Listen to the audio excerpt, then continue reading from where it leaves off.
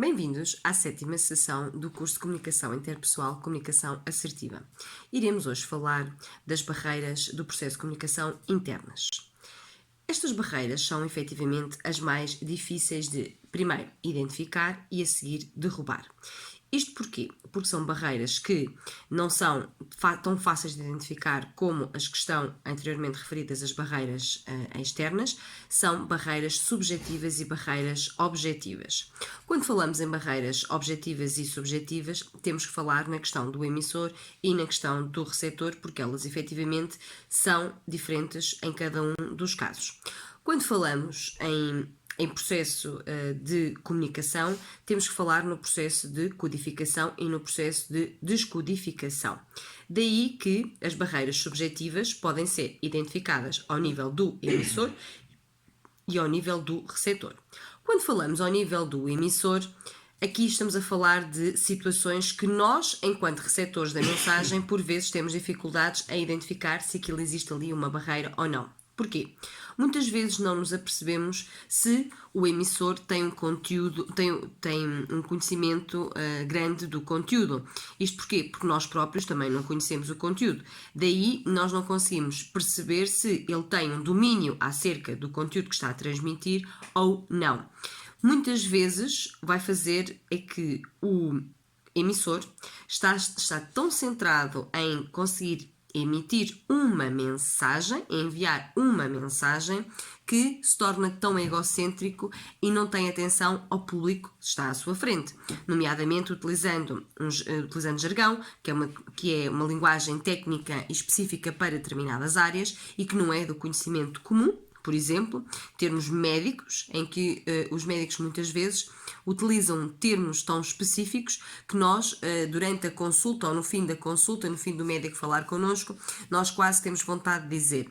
E agora em português que eu possa entender, porquê? Porque para eles é normal falar neste tipo de linguagem. Para nós é que não entendemos este tipo de linguagem. Logo, não há uma adequação da linguagem ao receptor da mensagem.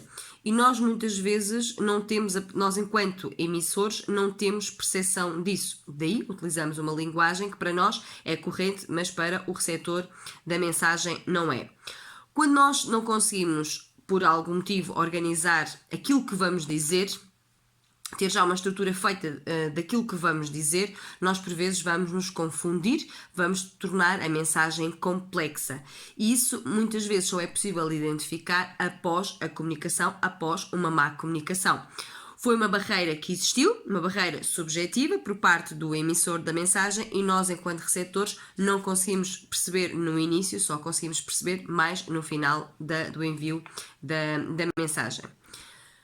Ao nível do receptor, eu, enquanto receptor, estou muitas vezes a ouvir uma mensagem e não estou a escutar uma mensagem. Ou seja, eu quando ouço uma mensagem, estou a executar um acto físico. Quando eu escuto uma mensagem, eu estou a escutar a mensagem, aquilo que nos está a ser dito, estou a interpretar a mensagem para depois colocar a própria mensagem numa linguagem própria, numa linguagem minha. Daí ser importante que o receptor também tenha conhecimentos ou alguns conhecimentos básicos acerca do tema. Muitas vezes, quando nós somos receptores, nós achamos que sabemos a resposta àquilo que está a ser dito, está a ser apresentado, e o que é que fazemos? Deixamos de ouvir, temos coisas mais interessantes para pensar. Logo a partir daí, não vai surtir qualquer tipo de efeito.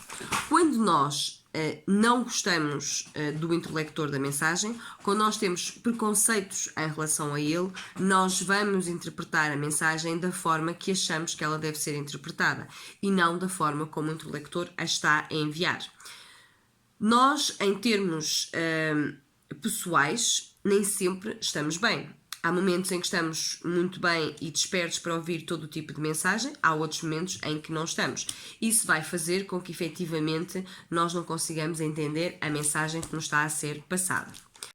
Em relação às objetivas, aqui são mais fáceis de identificar, não temos a diferenciação entre o receptor e o emissor, contudo, temos aqui uma limitação que pode existir por parte das pessoas presentes dentro da sala. Ou seja, nós não conseguimos adequar a nossa mensagem para o público que temos à nossa frente. Por exemplo, nós devemos utilizar exemplos práticos, exemplos que as pessoas conheçam, exemplos que as pessoas possam identificar facilmente no seu dia-a-dia, para que consigam fazer aquela tal junção à sua experiência pessoal ao novo conceito que lhe está a ser transmitido. Muitas vezes não existe o cuidado de utilizar termos conhecidos por todos. Então, temos que ter atenção que vamos falar de uma forma simples para que todo o público perceba. Outra situação é a questão de a nossa linguagem não verbal não ser adequada e não reforçar a nossa linguagem verbal, como, por exemplo, como falámos na outra sessão, que é: então, foi agradável o teu dia? Sim, foi.